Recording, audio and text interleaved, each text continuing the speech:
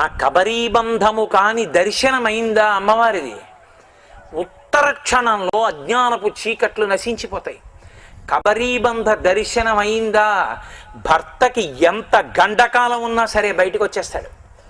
అమ్మవారి కబరీబంధ దర్శనమైందా, సమస్త ఐశ్వర్యము లభిస్తుంది.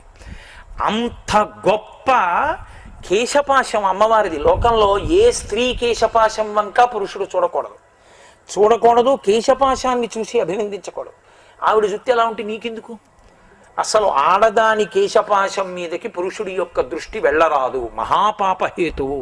ఆమె కామాక్షి స్వరూపిణి అంతే, పరదేవత కొప్పు అంతే, నీకెందుకు? అసలు దాని గురించి మాట్లాడకూడదు, ఎందుకంటే అది మోహకారణం.